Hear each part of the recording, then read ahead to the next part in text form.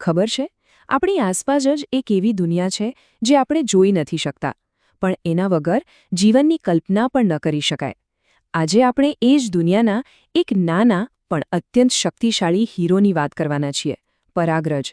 તો ચાલો એની આખી અદ્ભુત સફરને નજીકથી જાણીએ. ના, આ કોઈ સાયન્સ ફિક્શન ફિલ્મનો સીન નથી. આ છે પરાગરજનો માત્ર એક કણ. અને જાણો છો સૌથી મજાની વાત શું છે? આ એક નાનો અમથો કણ એ સુપરફૂડ પણ છે, ગંભીર એલર્જીનું કારણ પણ છે, અને આખી વનસ્પતિ સૃષ્ટિના ભવિષ્યની ચાવી પણ એના જ હાથમાં છે. હવે સવાલ એ છે કે આવું કઈ રીતે બની શકે? તો આ બધી જ જટિલ કહાણીની શરૂઆત ક્યાંથી થાય છે? એ થાય છે ફૂલની અંદર છુપાયેલી એક નાનકડી ફેક્ટરીમાંથી. જી હા, એક ફેક્ટરી, જેને આપણે પુંકેસર તરીકે ઓળખીએ છીએ. જો આપણે પુંકેસરને જોઈએ તો એની રચના એકદમ સિમ્પલ છે. એક લાંબી પાતળી દાંડી, જેને કહેવાય તંતુ, અને એની બરાબર ટોચ પર આવેલું છે પરાગાશય. બસ આ પરાગાશય જ છે આપણું મેઇન પ્રોડક્શન સેન્ટર. અહીં જ બધી પરાગરજ બને છે. હવે આ પરાગાશયને થોડું ઝૂમ કરીને જોઈએ. એ સામાન્ય રીતે 2 ખંડોમાં વહેંચાયેલું હોય છે, અને એની અંદર 4 નાની નાની કોથળીઓ જેવી રચના હોય છે. આ જ કોથળીઓને લઘુ બીજાણુધાની કહેવાય છે. સમજી લો કે આ પરાગરજની નર્સરી છે. ચાલો હજી થોડા ઊંડા ઉતરીએ, આ લઘુ બીજાણુધાનીની અંદર જઈએ. મેં કહ્યું એમ, આ એકદમ સુરક્ષિત નર્સરી જેવી જગ્યા છે. પરાગરજને મોટા થવા માટે જે કંઈ પણ જોઈએ એ બધું જ અહીંયા મળે છે. અને આ નર્સરી એવી તેવી નથી. એને 4 દિવાલનું પ્રોટેક્શન મળેલું છે. સૌથી બહાર છે અધિસ્તર. એની અંદર તંતુમય સ્તર, જે પાછળથી પરાગાશયને ફાટવામાં મદદ કરશે. પછી આવે મધ્ય સ્તરો, અને સૌથી અંદર, સૌથી ખાસ, એ છે પોષક સ્તર. અને એનું નામ જ એનું કામ બતાવે છે. આ સ્તર વિકાસ પામતા પરાગકણોને સતત પોષણ એટલે કે ભોજન પૂરું પાડ્યા કરે છે. સારું, તો હવે બધું સેટ છે. અને હવે શરૂ થાય છે મુખ્ય ઘટના, પરાગરજના જન્મની પ્રક્રિયા. આ અત્યંત સુરક્ષિત નર્સરીની અંદર જ. આ પ્રોસેસને કહેવામાં આવે છે લઘુ બીજાણુ જનન. તો આ લઘુ બીજાણુ જનનમાં થાય છે શું? બહુ સિમ્પલ છે. એક પરાગમાતૃકોષ, જેને પીએમસી પણ કહે છે, એ એક ખાસ પ્રકારનું કોષ વિભાજન અનુભવે છે. અને પરિણામ, એકમાંથી સીધા 4 નવા કોષો બને છે, જે એકબીજા સાથે ચોંટેલા હોય છે. બસ આ 4ના ગ્રુપને જ કહેવાય છે લઘુ બીજાણુ ચતુષ્ક. અહીંયા જે દેખાય છે એ બરાબર એ જ 4 કોષોનો સમૂહ છે, એક લઘુ બીજાણુ ચતુષ્ક. અત્યારે તો આ ચારેય સાથે છે, પણ બહુ જલ્દી આ દરેક અલગ થઈને એક સ્વતંત્ર પરાગરજ તરીકે પોતાનું જીવન શરૂ કરશે. આ આખી પ્રોસેસને આપણે આમ સમજી શકીએ. જુઓ, ડાબી બાજુ જે છે એ એક યુવાન પરાગાશય છે. એની અંદર હજી પરાગરજ બની રહી છે. અને હવે જમણી બાજુ જુઓ, આ છે એક પરિપક્વ પરાગાશય. એ સુકાઈ ગયું છે, ફાટી ગયું છે, અને લાખો કરોડો પરાગકણોને હવામાં મુક્ત કરી રહ્યું છે.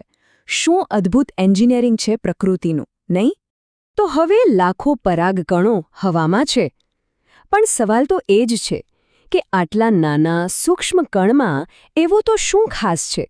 એની તાકાતનું રહસ્ય શું છે? ચાલો એના બંધારણને જરા ખોલીને જોઈએ. સૌથી પહેલાં તો એનું કદ જરા વિચારો. માત્ર 25 થી 50 માઇક્રોમીટર. એટલે કેટલું થયું ખબર છે? આપણા માથાના વાળની જે જાડાઈ હોય ને, એના કરતાં પણ કેટલાય ગણું નાનું. ખરેખર અકલ્પનીય રીતે સૂક્ષ્મ. પણ અસલી જાદુ તો હવે શરૂ થાય છે. આટલું નાનું સૂક્ષ્મ કણ હજારો વર્ષો સુધી જેમનો તેમ રહી શકે છે. વૈજ્ઞાનિકોને એના અશ્મિઓ પણ મળે છે. તો સવાલ એ છે કે એની અંદર એવી કઈ વસ્તુ છે જેને આટલો બધું મજબૂત, આટલો ટકાઉ બનાવે છે? આ રહસ્યનો જવાબ એક જ શબ્દમાં છે: સ્પોરોપોલેનિન. આ નામ યાદ રાખી લેજો, કારણ કે આ પદાર્થ પ્રકૃતિએ બનાવેલા સૌથી પ્રતિરોધક ઓર્ગેનિક મટીરિયલ્સમાંથી એક છે. એના પર તમે ગમે તેટલું ઊંચું તાપમાન આપો, ગમે તેટલો સ્ટ્રોંગ એસિડ નાખો, કોઈ જ ફરક પડતો નથી. કોઈ પણ એન્ઝાઇમ એને તોડી શકતો નથી. અને આ જ સ્પોરોપોલેનિન પરાગરજનું બાહ્ય કવચ એટલે કે એનું બખ્તર બનાવે છે, જે એને ઓલમોસ્ટ અમર બનાવી દે છે. અને મજાની વાત એ છે કે આ બખ્તર માત્ર મજબૂત નથી, એ ખૂબસૂરત પણ છે. દરેક અલગ અલગ વનસ્પતિની પરાગરજ પરની ડિઝાઇન અને પેટર્ન સાવ અલગ હોય છે. તમે કહી શકો કે આ એની પોતાની યુનિક ફિંગરપ્રિન્ટ છે. હવે આ મજબૂત કવચની અંદર શું છે? એની અંદર છે 2 કોષો. એક છે મોટો વાનસ્પતિક કોષ. આ સમજો કે એક લંચ બોક્સ છે જે પોષણથી ભરપૂર છે. અને બીજો છે એક નાનો જનન કોષ. આ કોષ પેલા મોટા કોષની અંદર આરામથી તરતો રહે છે અને આ જ છે જે ભવિષ્યમાં નરજન્યુઓ બનાવશે અને ફલનની પ્રક્રિયાને આગળ વધારશે. તો આ તો થઈ માઇક્રોસ્કોપની નીચેની દુનિયાની વાત. પણ ચાલો હવે આપણી રિયલ લાઈફમાં પાછા આવીએ. આપણી દુનિયામાં પરાગરજની શું અસર થાય છે? વેલ, એના 2 ચહેરા છે. એક બાજુ એ ખૂબ જ શક્તિશાળી અને ફાયદાકારક છે, તો બીજી બાજુ એ મોટી સમસ્યા પણ બની શકે છે. જુઓ, એક તરફ એ પોષક તત્વોનો ખજાનો છે, એટલે જ તો એને ફૂડ સપ્લિમેન્ટ્સ તરીકે ગોળીઓ બનાવીને વેચવામાં આવે છે. એવો પણ દાવો થાય છે કે એથ્લીટ્સ અને રેસના ઘોડાઓનું પરફોર્મન્સ પણ એનાથી સુધરે છે. પણ સિક્કાની બીજી બાજુ પણ છે.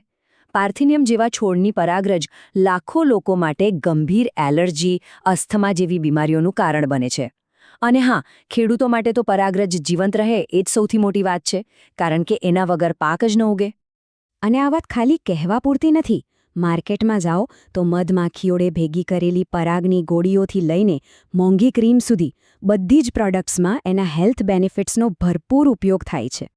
પરાગરજ આટલી બધી ઇમ્પોર્ટન્ટ છે એટલે જ તો હવે વૈજ્ઞાનિકોએ બીજ બેંકની જેમ જ પરાગ બેંક પણ બનાવી છે. વિચાર તો કરો, અહીં લિક્વિડ નાઇટ્રોજનમાં -196 જેવા થીજાવી દેતા તાપમાનમાં આ પરાગકણોને વર્ષોના વર્ષો સુધી સાચવી રાખવામાં આવે છે. કેમ? જેથી ભવિષ્યમાં જ્યારે પણ પાક સુધારણાના કાર્યક્રમો કરવા હોય ત્યારે આ અમૂલ્ય પરાગ કામ આવે. તો અંતે એક મોટો સવાલ આપણી સામે આવીને ઊભો રહે છે. જે રીતે આપણી દુનિયા, આપણું પર્યાવરણ બદલાઈ રહ્યું છે એ જોતા ભવિષ્યની ફૂડ સિક્યોરિટી માટે શું ફક્ત બીજ સાચવી લેવા પૂરતા છે? કે પછી જીવનના સર્જન માટે પાયાની જરૂરિયાત એવા આ નાના પણ અત્યંત શક્તિશાળી પરાગકણોને આ તિજોરીઓમાં સાચવી રાખવા એ આવનારા સમયમાં આપણી સૌથી મોટી જવાબદારી બની જશે? આ સવાલ પર વિચારવા જેવું ખરું.